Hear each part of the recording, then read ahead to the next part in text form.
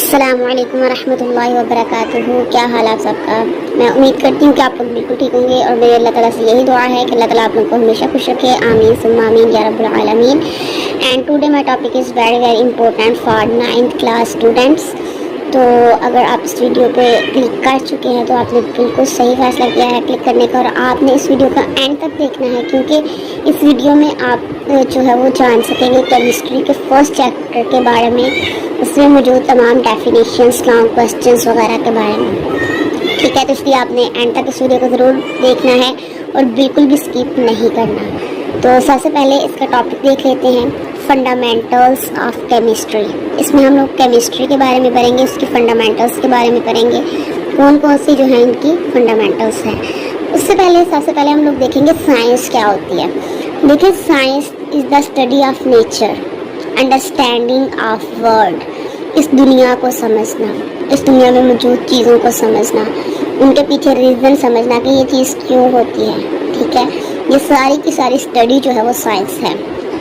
Science की जो definition है वो फिजिक्स, केमिस्ट्री, बायो तीनों में पूछी जा सकती है। तो ये आप कह सकते हैं कि अंडरस्टैंडिंग ऑफ नेचर या फिर नेचर की स्टडी करना या वर्ड को समझना जो है ये क्या है, साइंस है। अब वर्ड को समझना इतना आसान नहीं है, एक ही साइंस में इसको समझना बहुत टफ हो जाता है, इसलिए इसको 9th क्लास में 3 ब्रांचेस में डिवाइड किया गया है, फिजिक्स, केमिस्ट्री और बायो। जो हम स्टडी करेंगे वो है केमिस्ट्री। केमिस्ट्री के अंदर सबसे पहले हम इसकी डेफिनेशन देखेंगे कि केमिस्ट्री होती क्या है। जाहिर सी बात है, हम लोग बुक स्टडी कर रहे हैं तो इसका मतलब है ये किसी ना किसी चीज़ की स्टडी है, मुतालिया है। तो it is the branch of science. जैसा कि मैंने अभी बताया था कि साइंस की 3 ब्रांचेस हैं, तो केमिस्ट्री उनमें से एक है। तो केमिस्ट्री क्या है, branch of science which deals with composition. किसके साथ, कंपोजिशन के साथ, उसके बाद स्ट्रक्चर के साथ डील करती है, इसकी प्रॉपर्टीज़ के साथ डील करती है, और रिएक्शंस के साथ क्या करती है, डील करती है। अब ये चारों चीज़ें जो हमने पढ़ी, कंपोजिशन, स्ट्रक्चर, प्रॉपर्टीज़ और रिएक्शन, ये किसकी सारे के सारे कैरेक्टरिस्टिक्स हैं, मैटर। तो जो केमिस्ट्री है वो मैटर की कंपोजिशन, कि कोई चीज़ किससे मिलकर बनी हुई है, कि इनके अंदर कौन कौन से कंपोनेंट्स पाए जाते हैं। फॉर एग्जांपल हम डेली लाइफ से एग्जांपल लेंगे बिरयानी की, तो बिरयानी के अंदर कौन कौन सी चीज़ें डलती हैं, प्याज, चिकन, नमक, मिर्च, बिरयानी मसाला, चावल, ये सारी की सारी ये बिरयानी की कंपोजिशन हो गई है। उसके बाद स्ट्रक्चर, कि देखने में कैसी है, ठीक है, देखने में कैसी है, किस तरह की लग रही है, उसमें चावल नज़र आ रहे हैं, उसमें गोश्त नज़र आ रहा है, उसकी प्रॉपर्टीज़ क्या क्या हैं, क्या क्या खसूसियात हैं इसकी, जो है इसका कलर कैसा है, इसका जो है वो खुशबू कैसी है, ये देखने में सख्त है या फिर ये नरम है, और इसका रिएक्शन क्या है, कि अगर हम इसको पानी के अंदर डाल देंगे तो क्या बनेगा, अगर हम इसको और ज़्यादा झिला देंगे तो क्या बनेगा। मतलब ये चीज़ें हम स्टडी करते हैं केमिस्ट्री के अंदर किसी भी चीज़ की। अब मैटर को हम नेक्स्ट डिटेल में भी पढ़ेंगे, लेकिन थोड़ी सी इधर मैं आप लोगों को बता दूं कि इस दुनिया में जो भी चीज़ है उसको हम मैटर ही बोलते हैं।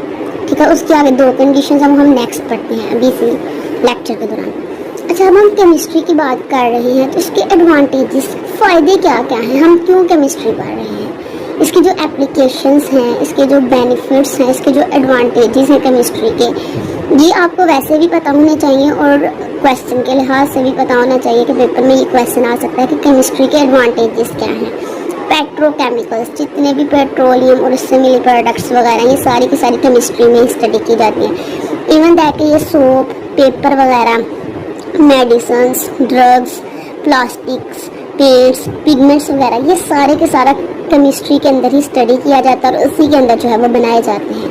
अच्छा, जब इसके इतने ज़्यादा फ़ायदे हैं तो केमिस्ट्री के इतने ज़्यादा इंडस्ट्रीज वगैरह हैं, तो इसका कुछ ना कुछ ड्रॉबैक्स भी होंगे, डिसएडवांटेजेस भी होंगे। जी बिल्कुल हैं। तो इसके 1-2 डिसएडवांटेज ये है, जनरेटेड टॉक्सिक वेस्ट। जाहिर सी बात है, जब इतने ज़्यादा केमिकल्स बनते हैं तो उससे जो वेस्ट मिलता है वो क्या होता है, टॉक्सिक होता है, जहरीला होता है।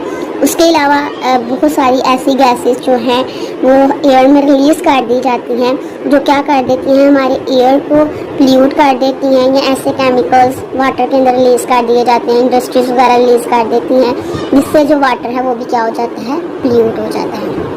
तो अभी तक हम केमिस्ट्री की डेफिनेशन के बारे में पढ़ा हम लोगों ने, उसके एडवांटेजेस और डिसएडवांटेजेस के बारे में पढ़ा है। नेक्स्ट देखें, अब केमिस्ट्री तो हमने कह दिया कि साइंस की एक ब्रांच है, तो क्या हम डिफरेंट चीज़ों को स्टडी करना है तो वो एक ही केमिस्ट्री के अंदर हो जाएंगी? नहीं, बल्कि उनकी डिफरेंट ब्रांचेस जो हैं वो आगे से हम स्टडी करते हैं, तो उसमें हमें पता चलता है कि हम कौन सी चीज़ को किसके अंदर जो है वो स्टडी करते हैं। तो सबसे पहली ब्रांच है फिजिकल केमिस्ट्री। नाम पे गौर करें, जितनी भी ब्रांचेस हैं इनमें दो चीज़ें आपने मस्ट याद करनी है। एक तो उस ब्रांच की डेफिनेशन और एक उसकी इम्पोर्टेंस क्या है, उसको कहाँ कहाँ हम यूज़ करते हैं, उसका स्कोप क्या क्या है। सबसे पहले चेक करें फिजिकल केमिस्ट्री को।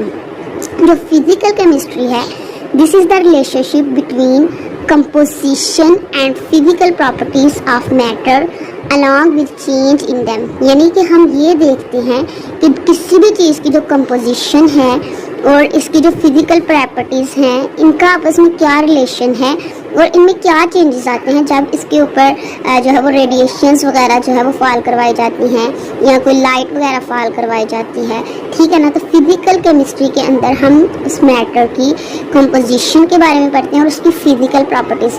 अब फिजिकल प्रॉपर्टीज़ का मतलब क्या होता है? फिजिकल प्रॉपर्टीज़ मीन्स दैट जो हमें फिजिकली नज़र आ रही होती हैं, जो हमें उसका कलर नज़र आ रहा होता है, जो उसकी हमें शक्ल नज़र आ रही होती है, जो उसका मेल्टिंग पॉइंट होता है, बॉइलिंग पॉइंट होता है, ये सारा इसके अंदर हमने स्टडी करना होता है। इसकी इम्पोर्टेंस क्या है कि फिजिकल केमिस्ट्री की क्या अहमियत है। Effect of radiation on matter, कि जब रेडिएशंस जो हैं ये गिरती हैं, ये फॉल करती हैं मैटर के ऊपर, तो उसके ऊपर क्या इफेक्ट होता है। एटम का स्ट्रक्चर क्या है, एटम क्या है, ये नेक्स्ट हम स्टडी करते हैं। Formation of molecule, behaviour of solid, liquid and gas, this is the importance of physical chemistry. Next अगर हम स्टडी करें तो very two important branches of chemistry, that is organic chemistry and inorganic chemistry. अब देखिए, जब भी हम कोई बिल्डिंग बनाते हैं तो उसमें हम ईंटें ज़रूर यूज़ करते हैं। जो ईंट होती है वो उसकी जो है वो बेस की एक बेस होती है, उसके बगैर कभी भी कोई बिल्डिंग जो है वो हम जो है वो नहीं बिल्ड कर सकते, नहीं बना सकते। तो इसी तरह अगर हम केमिस्ट्री की बात करें तो इसके अंदर भी कुछ ईंट ही समझ लें, या आप ऐसे समझ लें कि कुछ इसके ब्लॉक्स होते हैं, कुछ इसकी बुनियाद होती है जिसे बोलते हैं एलिमेंट्स, ठीक है। तो अब ऑर्गेनिक केमिस्ट्री के अंदर हम दो एलिमेंट्स, दो एटम्स यानी कार्बन और हाइड्रोजन, ये जो दोनों एलिमेंट्स हैं ये जब आपस में मिलते हैं और इससे जो आगे से इसके डेरिवेटिव्स हाइड्रोकार्बन्स वगैरह बनते हैं उनकी स्टडी करते हैं। तो ऑर्गेनिक केमिस्ट्री किसकी स्टडी है? Study of carbon and hydrogen and their derivatives, right. उसके बाद है, आपने ये बात याद रखना है कि जितने भी एलिमेंट्स हैं उनमें से जो दो एलिमेंट्स हैं कार्बन और हाइड्रोजन, इनकी स्टडी और साथ में जितने इन दोनों को मिलाने से जो भी हाइड्रोकार्बन्स और इनके डेरिवेटिव्स बनते हैं उनकी स्टडी जो है वो ऑर्गेनिक केमिस्ट्री है। और इसमें हम लोग कार्बन और हाइड्रोजन से बने हुए जो नेचुरली कंपाउंड्स होते हैं उनकी भी स्टडी करते हैं, यानी जो कुदरती तौर पर मौजूद हैं। और इसके अलावा जो खुद इंसानों ने जो है वो बनाए हुए हैं उसकी भी स्टडी करते हैं। अब इसका स्कोप किधर है, इसको हम किधर यूज़ करते हैं? इसको हम यूज़ करते हैं पेट्रोलियम में, उसके अलावा पेट्रोकेमिकल्स में और फार्मास्यूटिकल्स में हम लोग इसको क्या करते हैं, यूज़ करते हैं। ये इसकी क्या है, ये इसकी वो हैं एप्लीकेशंस हैं। फार्मास्यूटिकल्स ये मेडिसिन्स वगैरह ही आ जाती हैं। ये नेक्स्ट है इनऑर्गेनिक केमिस्ट्री, वेरी इंपॉर्टेंट ये डिफरेंस है, ये आप लोगों ने कर लेना है। अब जब हमने कार्बन और हाइड्रोजन एलिमेंट की बात कर ली, उसके बाद बाकी तमाम जो एलिमेंट्स बढ़ जाते हैं हाइड्रोकार्बन्स यानी कि कार्बन और हाइड्रोजन के अलावा, उसमें जो है वो हम स्टडी करते हैं इनऑर्गेनिक केमिस्ट्री में, यानी कि other than hydrocarbons and their derivatives. Hydrogen और कार्बन के एलिमेंट्स को निकालकर बाकी जितने भी एलिमेंट्स बचते हैं 116, उनकी जो स्टडी है उसे हम लोग बोलते हैं इनऑर्गेनिक केमिस्ट्री। अब इसका स्कोप क्या है, इसको हम किधर यूज़ करते हैं इस ब्रांच को? ग्लास बनाने में, उसके बाद सीमेंट, उसके अलावा सीमेंट के अलावा इसको सिरेमिक्स वगैरह, ये जो आप टाइल वगैरह यूज़ करते हैं, ये जो सिंक वगैरह होते हैं, मेटलर्जी, मेटलर्जी क्या होती है कि आप लोग बड़ी क्लासेस में जाएंगे फिर भी आपको डिटेल में बताऊंगी, लेकिन अभी थोड़ा सा देख लें आप लोग। मेटलर्जी मीनिंग ये होता है कि एक्सट्रैक्शन ऑफ मैटर, के डिफरेंट मैटर्स मौजूद हैं, उनमें से किसी एक मेटल को निकालना जो है वो क्या कहलाता है, मेटलर्जी कहलाता है। नेक्स्ट आ जाए बायोकेमिस्ट्री। इसके वर्ड के ऊपर गौर करें। आपने बायो की डेफिनेशन में पढ़ा होगा, bio mean life, chemistry mean chemistry यानी कि उसकी कंपोजिशन, उसके स्ट्रक्चर और उसकी प्रॉपर्टीज़ का क्या करना, मुतालिया करना। तो study with chemistry of substances found in living organism, यानी कि लिविंग ऑर्गेनिजम्स के अंदर जो जिंदा जानदार हैं उनके अंदर जो सब्सटेंसेस पाए जाते हैं उनकी जो स्टडी है उसे हम लोग बोलते हैं बायोकेमिस्ट्री। अब ये जो बायोकेमिस्ट्री है इसको हम यूज़ किधर किधर करते हैं, इसका फील्ड किधर है, इसको कहाँ इसको हम यूज़ करते हैं। तो सबसे पहले इसको हम यूज़ करते हैं मेडिसिन्स में, फूड साइंस में और एग्रीकल्चर में यूज़ करते हैं। ये इसका स्कोप हो गया। नेक्स्ट आ जाए इंडस्ट्रियल केमिस्ट्री। ये इसके नेम पे गौर करें, इंडस्ट्रीज़ क्या होती हैं, बड़ी बड़ी जो वो फैक्ट्रीज़ होती हैं, जो बड़ी बड़ी फैक्ट्रीज़ तो बहुत छोटी होती है इसके मुकाबले में, तो ये बहुत बड़ी प्लेटफॉर्म होता है जिसके ऊपर हम जो बहुत बड़ी मिकदार में कोई चीज़ प्रिपेयर करते हैं। इंडस्ट्रियल केमिस्ट्री क्या होती है, manufacturing of chemical compounds on commercial scale, यानी कि बहुत बड़ी जो है वो मिकदार में बहुत बड़े स्केल पे क्या करना, केमिकल कंपाउंड्स को तैयार करना। इसकी जो स्टडी है इसको हम लोग क्या बोलते हैं, इंडस्ट्रियल केमिस्ट्री बोलते हैं। अब इसका क्या स्कोप है कि ये क्या क्या करती है industrial chemistry, provide raw materials for many other industries. तो ये इंडस्ट्रियल केमिस्ट्री का काम होता है कि फर्टिलाइजर्स जो खादें बनानी होती हैं इनके लिए जो मटेरियल चाहिए होता है वो इंडस्ट्रियल केमिस्ट्री वाले जो है वो तैयार करके क्या करते हैं, बेच देते हैं। इसी तरह सोप बनाने के लिए जो चीज़ें चाहिए होती हैं वो भी इंडस्ट्रियल केमिस्ट्री वाले, टेक्सटाइल्स बनाने के लिए, एग्रीकल्चर प्रोडक्ट यानी कि ज़रायत के लिए, पेंट्स और पेपर्स के लिए, ये सारे के सारे रॉ मटेरियल्स जो चीज़ चाहिए होती है वो कौन प्रोवाइड करता है, इंडस्ट्रियल केमिस्ट्री वाले। ठीक है, उसके बाद अगर हम लोग बात करें तो वो है न्यूक्लियर केमिस्ट्री। इसके नाम से ही पता चल रहा है आप लोगों को कि ये किस किस साथ स्टडी करती है, radio activity, nuclear process and it's properties. ये केमिस्ट्री की वो ब्रांच जो कि रेडियो एक्टिविटी। अब रेडियो एक्टिविटी क्या है, इसमें हम लोग ये देखते हैं कि जो एटम का न्यूक्लियस है इसके जब रिएक्शंस होते हैं इससे जो निकलती हैं रेडिएशंस वगैरह, उन सब की स्टडी, उनसे एनर्जी निकलना, ये सारे का सारा हम इसी के अंदर जो है वो क्या करते हैं, स्टडी करते हैं। और इसकी अगर हम लोग बात करें स्कोप की तो इसको हम यूज़ करते हैं मेडिकल ट्रीटमेंट में। आपने अक्सर सुना होगा कि रेस के ज़रिए गुर्दे की पथरी का इलाज, तो ये जो रेस के ज़रिए गुर्दे की पथरी का इलाज है ये सारे का सारा भी इसी में आ जाता है। प्रिजर्वेशन ऑफ फूड, के फूड को ज़ख़ीरा कर लेना, मतलब कि उसको ज़्यादा देर ख़राब होने से बचाने के लिए, generation of electrical power, nuclear reactor, ये सारे का सारा हम न्यूक्लियर केमिस्ट्री के अंदर ही स्टडी करते हैं। नेक्स्ट है इन्वायरमेंटल केमिस्ट्री।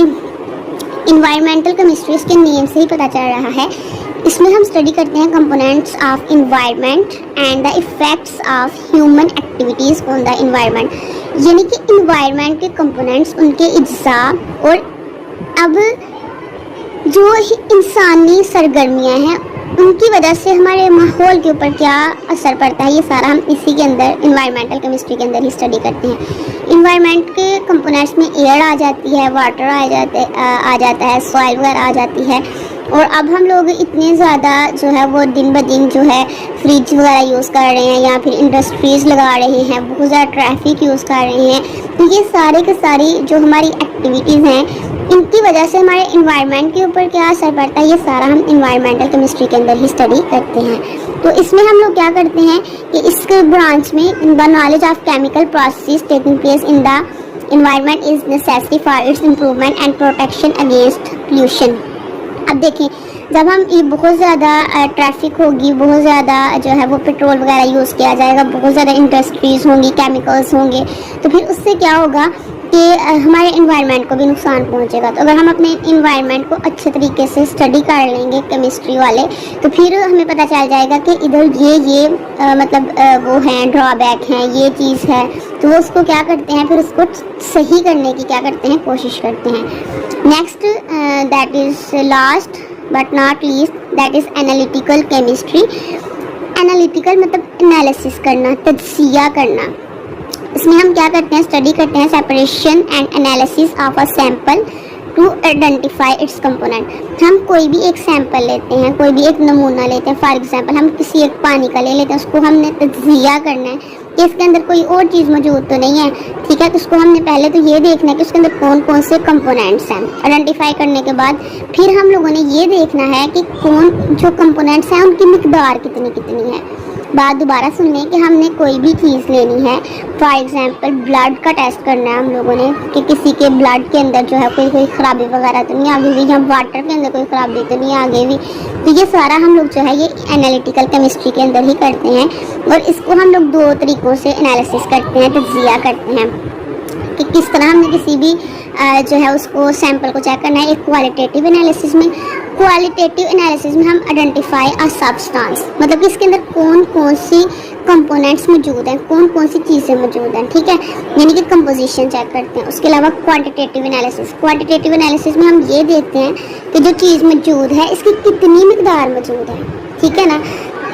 फॉर एग्जांपल मैं आपको इस तरह समझाऊंगी कि अगर हमें पता चलता है कि ये पानी ख़राब हो गया और इस पानी के अंदर बहुत ज़्यादा मिकदार में आयरन आ चुका है, तो आयरन है, तो पहले सबसे हम पानी लेंगे, पानी का एक सैंपल लेंगे और उसके अंदर ये चेक करेंगे कि इसके अंदर कौन कौन सी मिकदार आ गई है, ठीक है। तो इसको हम पहले इसका क्वालिटेटिव एनालिसिस करेंगे।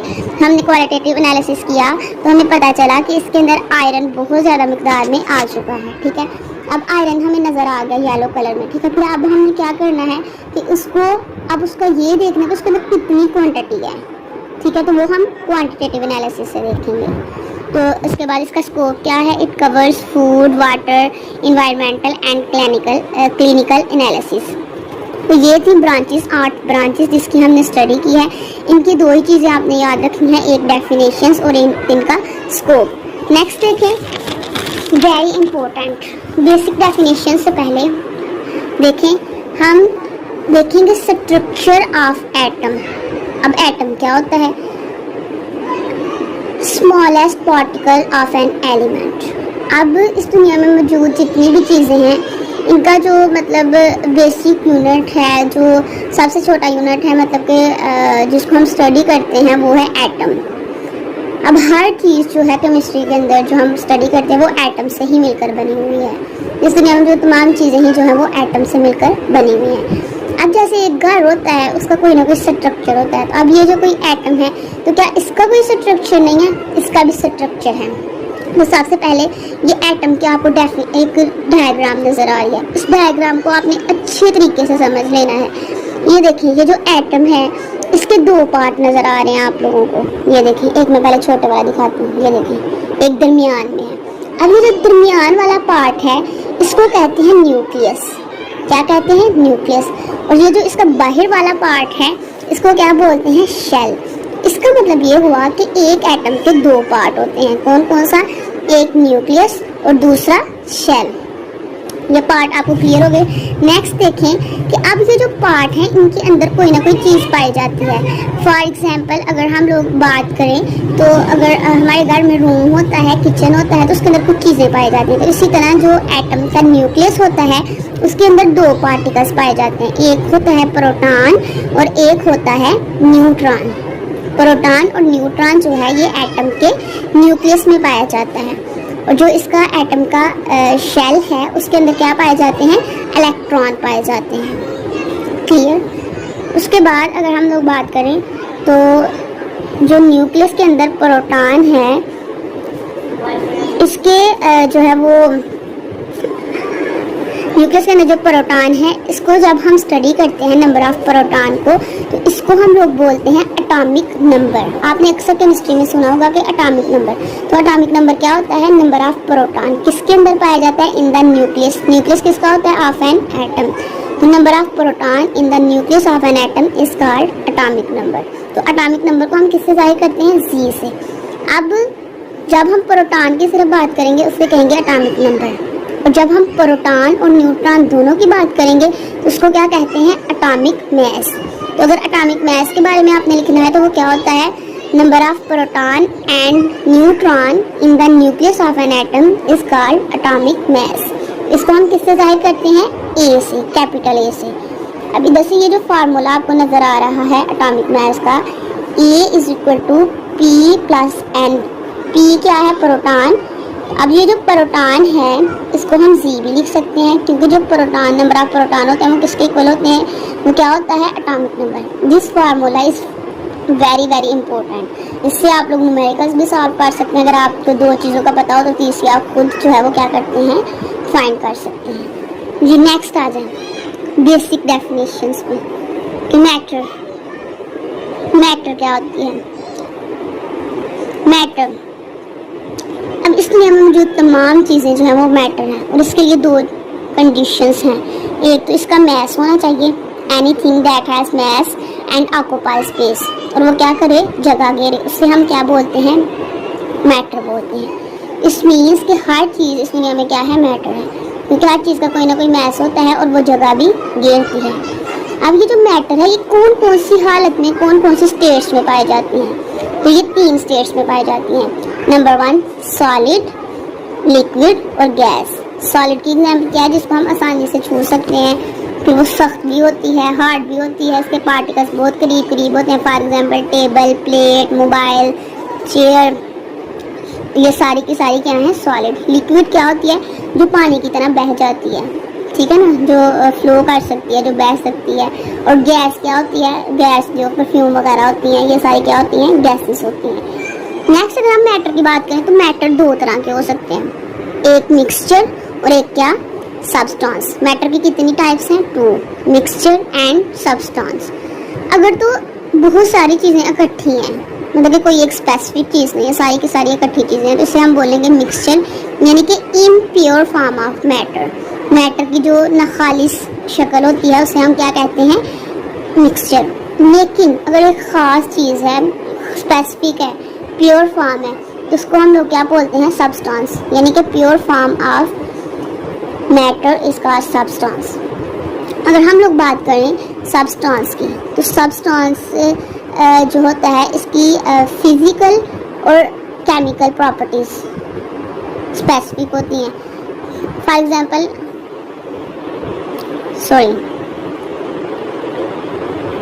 अब जो इसकी सब्सटेंस की फिजिकल प्रॉपर्टीज होती हैं, ये इसकी फिजिकल स्टेट से रिलेटेड होती हैं। For example colour, smell, taste वगैरह।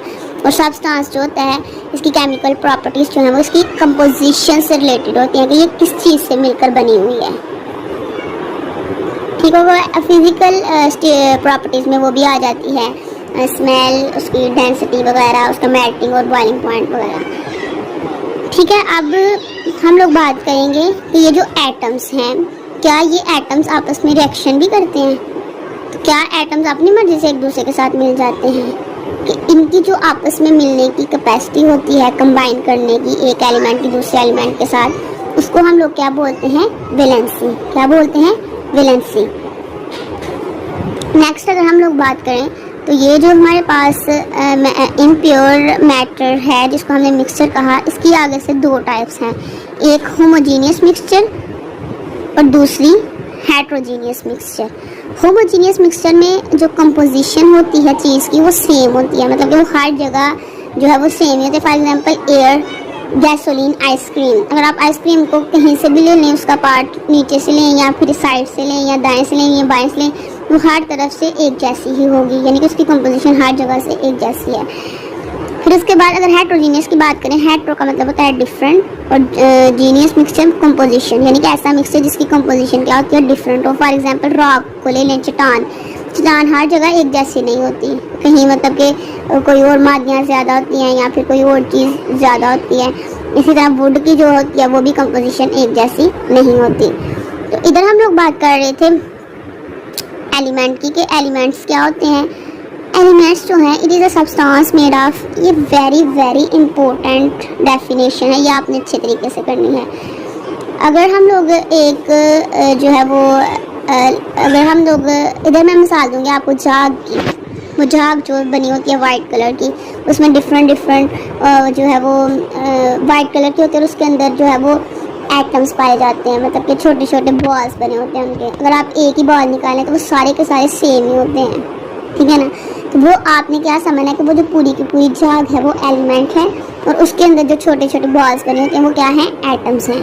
तो एलिमेंट क्या होते हैं, it is a substance made up of same type of atoms having same atomic number.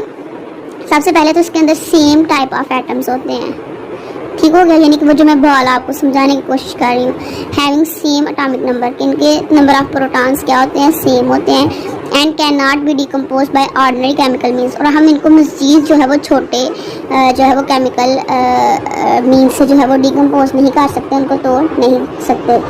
अब जो एलिमेंट्स की बात करें तो ये जो एलिमेंट्स हैं केमिस्ट्री के अंदर, ये टोटल 118 एलिमेंट्स हैं। कितने एलिमेंट्स हैं, 118 एलिमेंट्स हैं।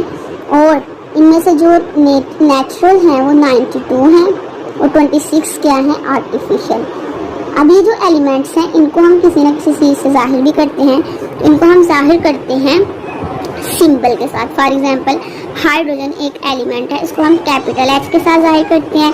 इसी तरह एल्यूमिनियम भी एक सिंबल है, इसको एलिमेंट है, इसको हम AL यानी कि A कैपिटल और L स्मॉल के साथ जाहिर करते हैं।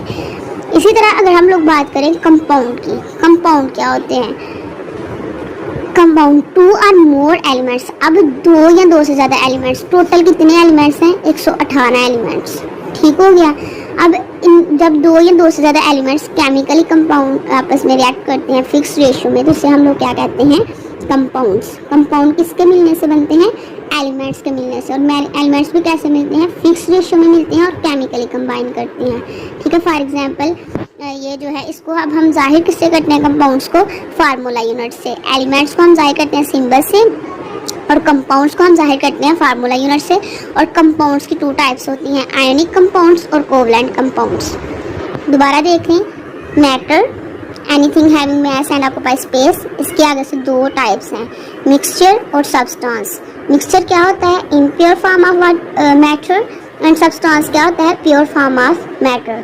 मिक्सचर के आगे से 2 टाइप्स हैं, होमोजीनियस मिक्सचर और हेट्रोजीनियस मिक्सचर।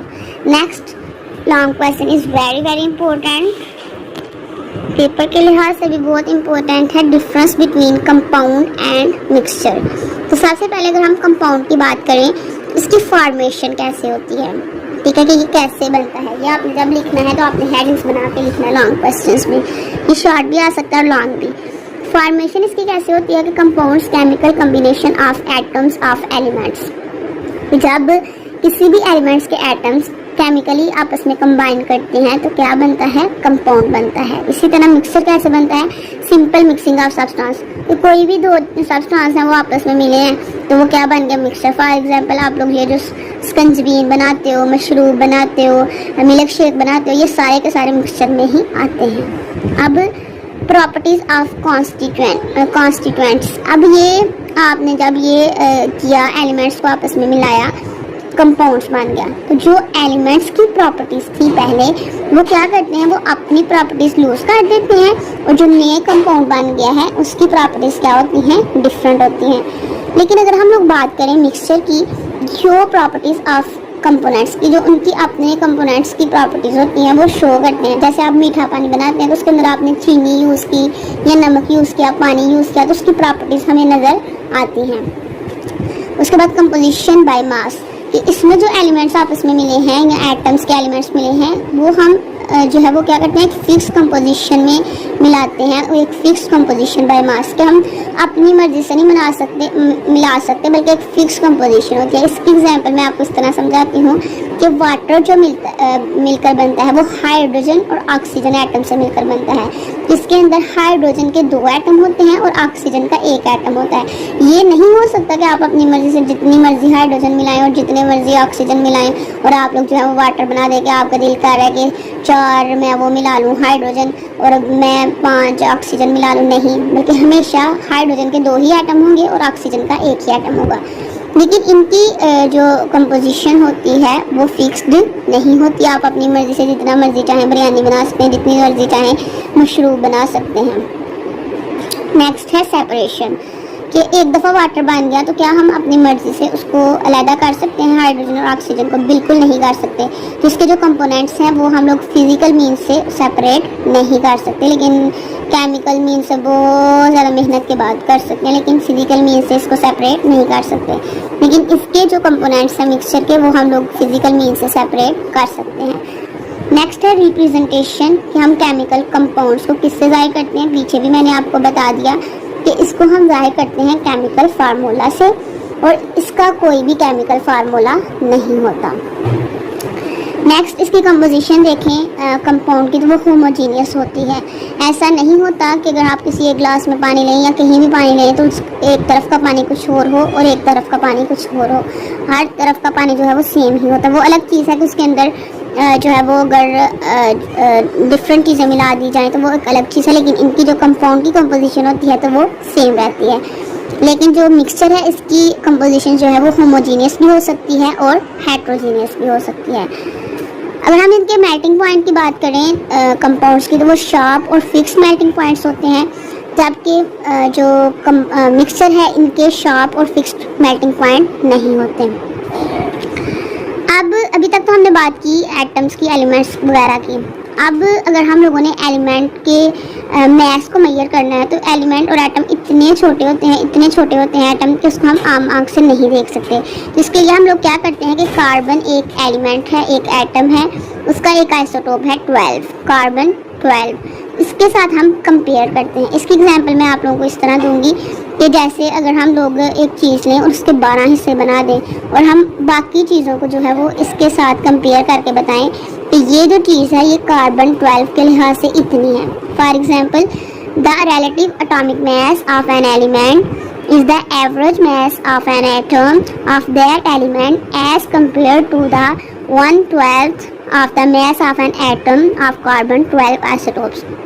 फॉर एग्जांपल आपने हाइड्रोजन एटम का क्या करना है, मैस जो है वो मेजर करना है, तो आप क्या करेंगे, जो कार्बन 12 है उसके जो आपने 12 जो पार्ट बनाए हैं, आप क्या करेंगे कि एक साइड पे क्या रखेंगे, हाइड्रोजन एटम रखेंगे, और तराजू के दूसरी साइड पे क्या रखेंगे, उसका एक पार्ट पहले रखेंगे। तो अगर तो वो तराजू जो है वो बैलेंस हो जाती है तो इसका मतलब ये हुआ कि जो हाइड्रोजन एटम है वो कार्बन 12 का कौन सा हिस्सा है, 12वां हिस्सा, यानी कि उसके एक ही जो पार्ट है उससे क्या हो गया है, वो उसका कंपेरेबल हो गया है। तो इसलिए इस तरह हम क्या करते हैं, रिलेट करके कार्बन 12 एटम के साथ रिलेट करके हम लोग क्या करते हैं, बाकी एलिमेंट्स का मैस मेजर करते हैं। उसके बाद है रिलेटिव एटॉमिक मैस का यूनिट क्या होता है। जिस तरह हमने कोई भी चीज़ मेजर करनी हो तो उसका कोई ना कोई यूनिट होता है। फॉर एग्जांपल अगर हमने कपड़ा लेना है तो वो मीटर में लेते हैं, इसी तरह अगर हम लोगों ने चीनी लेनी है तो वो केजी में लेते हैं। तो जो एटॉमिक मैस होता है इसको हम लोग किस में मेजर करते हैं, एटॉमिक मैस यूनिट में,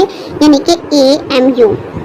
1 AMU किसके इक्वल होता है, 1.66 × 10⁻⁻24 ग्राम। यानी कि आप AMU और ग्राम को आपस में रिलेट कर सकते हो इस फार्मूले के जरिए। 1 AMU 1.66, 1 AMU is equal to 1.66 × 10⁻24 ग्राम। इसको आप रिलेट करके एक दूसरे का क्या कर सकते हो, फाइंड कर सकते हो। The next question is very important long question. How to write a chemical formula? Compounds को हम किससे जाहिर करते हैं, केमिकल फार्मूला के साथ। अब जो कंपाउंड है वो किससे मिलकर बना हुआ है, एटम्स ऑफ एलिमेंट्स, यानी कि एलिमेंट्स के एटम्स के साथ। So let's take example of sodium chloride. Sodium chloride is a chemical compound और हम सीखेंगे कि हम इसका केमिकल फार्मूला किस तरह लिख सकते हैं।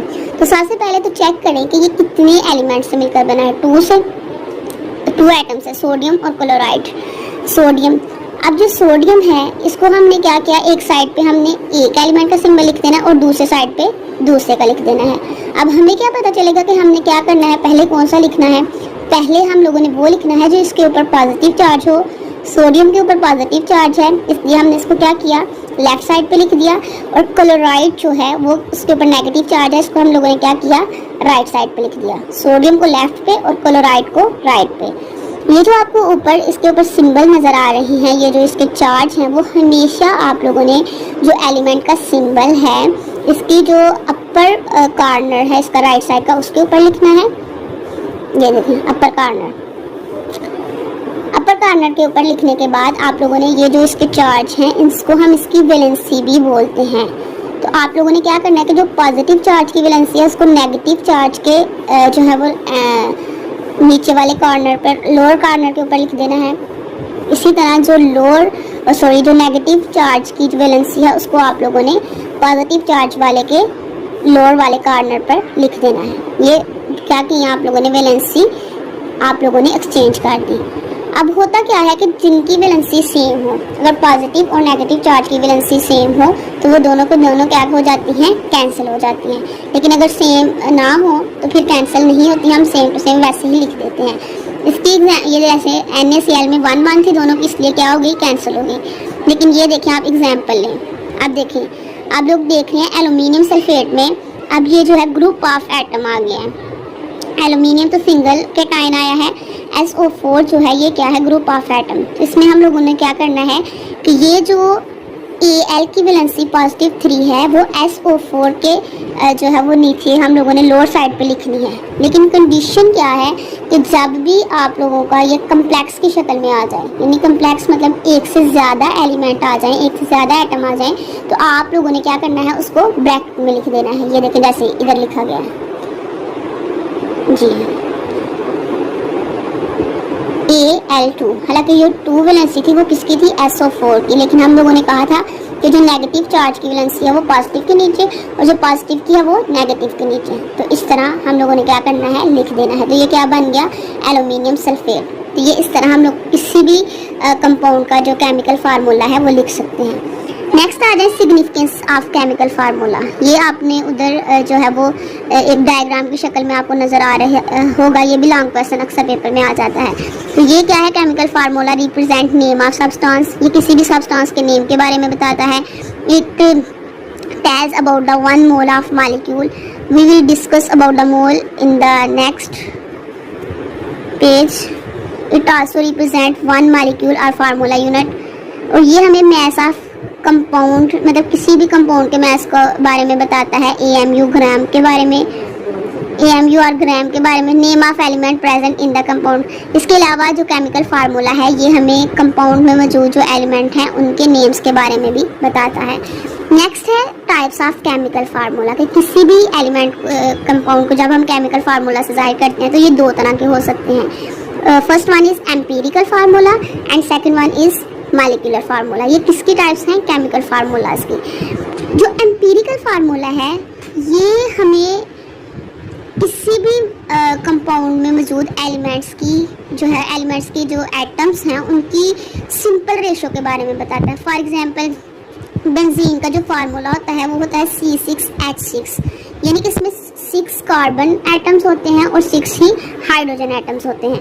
लेकिन इसका जो सिंपल फार्मूला है वो CH है, ठीक है।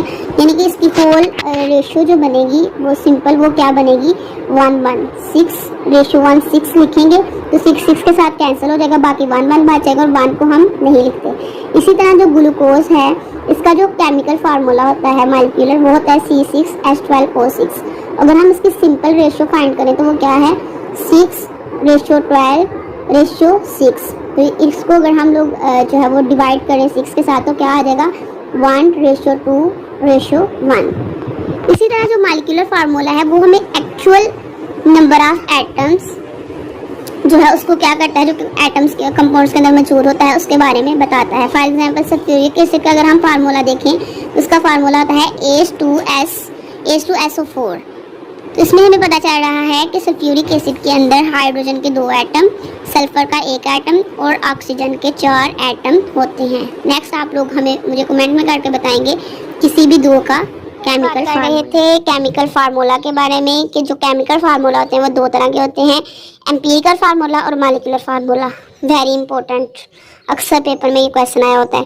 एम्पिरिकल फार्मूला में चूँकि एटम्स मौजूद होते हैं तो हम लोग उसकी जो सिंपलेस्ट होल नंबर रेशियो जो है वो लेते हैं। फॉर एग्जांपल देखें ग्लूकोज C6H12O6 है, तो ये तो इसका मॉलिक्यूलर फार्मूला है, लेकिन इसकी हम जो सिंपल रेशियो लेंगे, होल नंबर रेशियो लेनी है, ठीक है, 6, 12 और 6, ठीक है। तो ये क्या आ जाएगा, 1:2:1, क्योंकि हम इसको 6 से डिवाइड कर देंगे। नेक्स्ट मॉलिक्यूलर फार्मूला में हमें जो है मॉलिक्यूलर फार्मूला जो है वो उसके जो actual number of atoms present in the compound, यानी कि कंपाउंड के अंदर जो एक्चुअल नंबर ऑफ एटम्स हैं उनके बारे में बताता है। नेक्स्ट इसका जो फार्मूला यूनिट होता है आयनिक कंपाउंड्स का, ये simplest whole number ratio of ions के बारे में बताता है। और ये बहुत इंपॉर्टेंट फार्मूला है। मॉलिक्यूलर फार्मूला किसके इक्वल होता है? Empirical formula multiply by N. N क्या होते हैं? Number of atoms. कि अगर आप लोगों को किसी चीज़ के एम्पिरिकल फार्मूले के बारे में पता है और उसके नंबर ऑफ एटम्स के बारे में पता है तो आप उसके साथ मल्टीप्लाई करके उसका मॉलिक्यूलर फार्मूला निकाल सकते हैं। फॉर एग्जांपल इधर देखिए CH2O, CH2O ये जो ग्लूकोज का क्या है? एम्पिरिकल फार्मूला है। अब इसको हम लोग हमें पता है कि इसके जो नंबर ऑफ एटम्स हैं जो वो क्या है? एन किसके इक्वल है? 6 के इक्वल। जब हम इसको 6 के साथ मल्टीप्लाई करेंगे तो हमारे पास ग्लूकोज का मॉलिक्यूलर फार्मूला आ जाएगा। तो क्या आ जाएगा? C6H12O6। चेक करें, यही फार्मूला इसका। नेक्स्ट देखें केमिकल स्पीशीज। अब जो एटम थे उसके स्ट्रक्चर के ऊपर गौर करें हम लोग, तो उसके जो शेल है उसके अंदर इलेक्ट्रॉन पाए जाते हैं। अब अगर किसी एटम में से इलेक्ट्रॉन निकाल दिया जाए, आयन क्या होता है? Having any charge. वो चार्ज पॉजिटिव भी हो सकता है और नेगेटिव भी हो सकता है। जब भी किसी एटम के ऊपर पॉजिटिव चार्ज आ जाए या नेगेटिव चार्ज आ जाए तो हम कहते हैं कि अब ये एटम नहीं बल्कि क्या हो गया है? आयन हो गया है। अब अगर इसके ऊपर एटम के ऊपर नेगेटिव चार्ज आ जाए तो उसको क्या कहेंगे? एनायन। और अगर इसके ऊपर पॉजिटिव चार्ज आ जाए तो उसको क्या कहेंगे? कैटायन। अब एनायन कब बनता है? कैटायन कब बनता है? जब एटम एक इलेक्ट्रॉन गेन कर लेता है तो उसके ऊपर नेगेटिव चार्ज आ जाता है जिसे क्या कहते हैं? एनायन। और जब वो इलेक्ट्रॉन लूज कर देता है तो उसके ऊपर पॉजिटिव चार्ज आ जाता है जिसको क्या कहते हैं? कैटायन। मॉलिक्यूल्स बनते कैसे हैं? जब एटम्स आपस में रिएक्ट करते हैं तो मॉलिक्यूल्स बनते हैं। अब मॉलिक्यूल्स जब इलेक्ट्रॉन को लूज करेंगे तो वो क्या कहलाएंगे? मॉलिक्यूलर, यानी कैटायनिक मॉलिक्यूलर आयन। और अगर वही मॉलिक्यूल्स इलेक्ट्रॉन को जो है वो गेन कर लेंगे तो उसे क्या कहेंगे? Anionic molecular ion. और ये भी बात याद रखिएगा कि कैटायनिक मॉलिक्यूलर आयन की जो मिकदार होती है वो क्या होती है? ज़्यादा होती है, अमाउंट। Types of molecules. सबसे पहले मॉलिक्यूल्स क्या होते हैं? Molecules combination of atoms. जब एटम्स आपस में मिलते हैं तो क्या बनाते हैं? मॉलिक्यूल्स। मॉलिक्यूल्स की डिफरेंट टाइप्स होती हैं। किसकी बेस पर है? नंबर ऑफ एटम्स की बेस पर और टाइप्स ऑफ एटम्स की बेस पर, कि कितने एटम्स जो है मिलकर मॉलिक्यूल्स बना रहे हैं या किस किस्म के एटम्स मिलकर मॉलिक्यूल्स बना रहे हैं। सबसे पहले नंबर ऑफ एटम्स के लिहाज से देखते हैं। Monoatomic molecules, diatomic molecules, triatomic molecules और पॉलीएटॉमिक मॉलिक्यूल्स। वर्ड पे गौर करिएगा। Mono mean one, atomic mean atom, molecules mean molecule.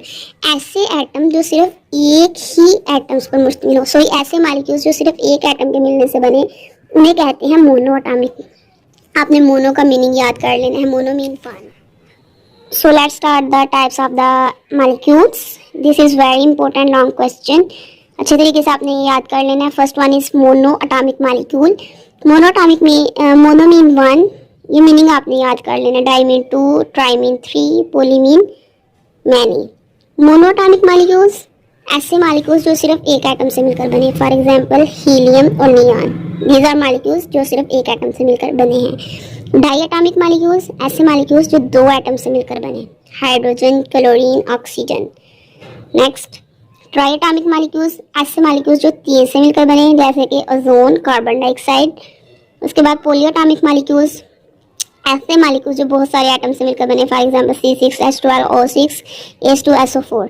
Next है होमोएटॉमिक मॉलिक्यूल्स, जो ऐसे मॉलिक्यूल्स होते हैं जो बिल्कुल एक जैसे एटम से मिलकर बने। फॉर एग्जांपल हाइड्रोजन के अंदर दो एक जैसे एटम्स पाए गए हैं, दोनों हाइड्रोजन। और इसी तरह ऑक्सीजन के अंदर तीन एक जैसे ऑक्सीजन के एटम्स पाए गए हैं। इसी तरह सल्फर के अंदर ये देखें, सॉरी इधर जी, एक जैसे 8 ऑक्सीजन के सल्फर के एटम्स पाए गए हैं। और हेटेरो मीन डिफरेंट, और ऐसे मॉलिक्यूल जो डिफरेंट एटम से मिलकर बने हों जैसे वाटर और अमोनिया, H2O, NH3। नेक्स्ट है फ्री रेडिकल्स। फ्री रेडिकल्स क्या होते हैं? एटम्स और groups of atoms possessing odd number of electron. अब ऐसे एटम्स या ग्रुप ऑफ एटम्स जिनके अंदर odd number of electron. Odd number क्या होता है? अनपेयर्ड इलेक्ट्रॉन, यानी कि जिसके अंदर 1, 3, 5 इस तरह के 1 मतलब ऑड ताक शक्ल में क्या हो, इलेक्ट्रॉन्स हो, उन्हें क्या कहते हैं, फ्री रेडिकल्स। अब फ्री रेडिकल्स बनते कैसे हैं? जब भी किसी मॉलिक्यूल्स के ऊपर सनलाइट फॉल करती है, जो रिएक्टिव होते हैं, तो वो क्या करते हैं, दो एक जैसे हिस्सों में जो है वो डिवाइड हो जाते हैं, तो उनके पास अनपेयर्ड इलेक्ट्रॉन आ जाता है, यानी कि पेयर की शक्ल में नहीं, अनपेयर्ड शक्ल में एक एक ताक इलेक्ट्रॉन आ जाता है, जो कि बहुत ज़्यादा क्या होता है, रिएक्टिव होता है। उसको हम लोग क्या बोलते हैं, फ्री रेडिकल। ये देखिए, क्लोरीन के ऊपर जब सनलाइट फॉल की तो वो क्या किया, फ्री रेडिकल में डिवाइड हो गया, टूट गया। तो इसके अलावा CH4 के ऊपर जब सनलाइट फॉल की तो वो CH3 और हाइड्रोजन में चला गया। अब ये जो हाइड्रोजन और Cl के ऊपर ये जो डॉट है, ये इसका सिंबल है फ्री रेडिकल्स को जाहिर करने का। डॉट आपने क्या करना है, सिंबल के ऊपर लगा देना है, तो ये क्या बन जाएगा, फ्री रेडिकल बन जाएगा। नेक्स्ट हमारे पास है ग्राम एटॉमिक मास, ग्राम मॉलिक्यूलर मास और ग्राम फार्मूला मास। सबसे पहले तो आपको ये पता होना चाहिए कि जो एटम या एलिमेंट का मास होता है उसको हम जाहिर करते हैं एटॉमिक मास में, ठीक है। एटम या एलिमेंट का जो मास होता है उसको कहते हैं एटॉमिक मास। मॉलिक्यूल्स के मास को हम कहते हैं मॉलिक्यूलर मास। इसी तरह फार्मूला यूनिट्स के मास को हम कहते हैं फार्मूला मास। अब वही जब एटॉमिक मास क्या है, किसका मास है, एटम्स का। तो जब हम किसी भी एटम के एटॉमिक मास को किसमें जाहिर करते हैं, ग्राम में, तो वो क्या बन जाता है, ग्राम एटॉमिक मास। दोबारा सुन लें, जब भी हम लोग किसी भी एटम या एलिमेंट के एटॉमिक मास को ग्राम में जाहिर करते हैं तो वो क्या बन जाता है, ग्राम एटॉमिक मास। इसी तरह जब हम मॉलिक्यूल के मॉलिक्यूलर मास को ग्राम में जाहिर करते हैं, वैसे तो AMQ में हमने पीछे पढ़ा था ना, तो जब हम किसी भी मॉलिक्यूल्स के मॉलिक्यूलर मास को ग्राम में जाहिर करते हैं तो वो क्या बन जाता है, मॉलिक्यूलर मास। सिमिलरली जब हम किसी भी फार्मूला यूनिट्स के फार्मूला मास को ग्राम में जाहिर करते हैं तो वो क्या बन जाता है, ग्राम फार्मूला मास। आपको ये ज़रूर पता होना चाहिए कि इसको पहले हमने AMQ में जाहिर किया, जब हम इसको ग्राम में करेंगे तो वो क्या बन जाएगा, ग्राम atomic mass, gram molecular mass and gram formula mass. Next है एवोगाड्रोस नंबर। एवोगाड्रोस नंबर को समझने से पहले एक एग्जाम्पल समझ लें। अब जब हम एक दर्जन की बात करते हैं तो एक दर्जन में कितनी चीज़ें आती हैं, 12। गुड। तो इसी तरह अब केमिस्ट्री के अंदर जो एटम्स हैं वो इतने छोटे होते हैं, इतने छोटे होते हैं। जब किसी भी एटम के अंदर, किसी भी एलिमेंट के अंदर, किसी भी मॉलिक्यूल के अंदर, किसी भी कंपाउंड के अंदर जब 6.02 10⁻23 पार्टिकल्स आ जाते हैं तो हम लोग कहते हैं कि ये किसके इक्वल हो गए हैं, एवोगाड्रो के नंबर। ये एवोगाड्रो नंबर है जो 6.02 10⁻23 है, ये क्या है, एवोगाड्रोस नंबर है। तब किसी भी सब्सटेंस के अंदर, किसी भी चीज़ के अंदर जब ये इतने पार्टिकल्स पाए जाते हैं ना केमिस्ट्री के अंदर, तो हम लोग कहते हैं किसके अंदर में जो कितने इसके अंदर जो है वो ये कितना जो है वो ये किसके बराबर हो गया है, 1 मोल के बराबर। जिस तरह हम लोग कहते हैं कि 12 चीज़ें एक दर्जन के बराबर होती हैं, तो इसी तरह अगर केमिस्ट्री के अंदर अगर किसी भी चीज़ की 6.02 10⁻23 पार्टिकल्स पाए जाएं तो हम लोग कहते हैं किसके इक्वल हो गया है, 1 मोल के इक्वल हो गया है। जिस तरह 1 दर्जन यानी कि 1 डोजन जो है वो 12 के इक्वल होता है, इसी तरह केमिस्ट्री के अंदर 1 मोल जो होता है वो 6.02 10⁻23 पार्टिकल्स के इक्वल होता है, राइट। इसी तरह ये जो मॉलिक्यूल्स है वाटर के अंदर हम लोग बात करें तो इसके अंदर कितने, इसका 1 मोल जो है ये कितने के इक्वल होगा, 6.02 10⁻23 मॉलिक्यूल्स के इक्वल होगा। इसी तरह अगर NaCl की बात करें तो इसमें क्या 1 मोल किसके इक्वल होगा, 6.02 10⁻23 फार्मूला यूनिट्स। इसी तरह अगर कार्बन एटम की बात करें तो इसमें कितने एटम होंगे, इसके 1 मोल में 6.02 10⁻23। आई होप सो कि ये कंसेप्ट आपको समझ आ गया होगा। मैं एक दफ़ा फिर रिवाइज कर देती हूँ कि जैसे हम लोग कहते हैं कि एक दर्जन में 12 चीज़ें मौजूद होती हैं, इसी तरह केमिस्ट्री के अंदर अगर किसी भी सब्सटेंस के अंदर, किसी भी चीज़ के अंदर 6.02 10⁻23 पार्टिकल्स मौजूद हों तो उससे हम कहते हैं कि ये 1 मोल के इक्वल है। जैसे अगर हम कार्बन के 1 मोल की बात करें तो उसके अंदर 6.02 10⁻23 एटम्स मौजूद होते हैं, और अगर वाटर मॉलिक्यूल की बात करें तो इसके अंदर 6.02 10⁻23 मॉलिक्यूल्स मौजूद होते हैं। और अगर NaCl की बात करें तो इसके अंदर 6.02 10⁻23 फार्मूला यूनिट्स मौजूद होते हैं। नेक्स्ट अगर हमने मोलर मास निकालना है तो हम क्या करते हैं, तो जितने भी एटम्स होते हैं उसके जो है वो एटॉमिक मास को हम उसके नंबर ऑफ एटम्स के साथ मल्टीप्लाई करके उनके जो डिफरेंट एटम्स हैं उनको आपस में क्या कर देते हैं, plus. For example hydrogen, sulphuric acid में देखें 2 हाइड्रोजन के एटम हैं, एक सल्फर का और 4 ऑक्सीजन के। तो सबसे पहले हम क्या करेंगे कि जो हाइड्रोजन का एटॉमिक मास है वो 1 है, उसको मल्टीप्लाई करेंगे इसके जितने एटम हैं 2 के साथ, फिर उसके बाद प्लस सल्फर का जो एटॉमिक मास होता है वो 32 होता है, उसके बाद प्लस इसी तरह ऑक्सीजन का जो एटॉमिक मास होता है वो 16 होता है, और उसके अंदर कितने एटम है 4 है, इसलिए हम इसको क्या करेंगे 4 के साथ मल्टीप्लाई करेंगे और फिर इनको हम सबको क्या करेंगे प्लस कर लेंगे और इसका जो मॉलिक्यूलर मास आ जाएगा, मोलर मास आ जाएगा वो क्या हो जाएगा 98 ग्राम पर मोल। जब हम किसी भी मैसेज को एक्सप्रेस करते हैं ग्राम में तो वो उसका क्या बन जाता है, मोलर मास। यानी कि हम लोगों जो है वो उसको पहले एटॉमिक मास यूनिट में मेजर किया था ना, तो जब हम उसी AMU को ग्राम में जाहिर कर देते हैं तो वो क्या बन जाता है, मोलर मास। और केमिस्ट्री के अंदर जो फर्स्ट चैप्टर है उसके अंदर वेरी इंपॉर्टेंट लॉन्ग जो फार्मूलाज हैं वो 3 हैं।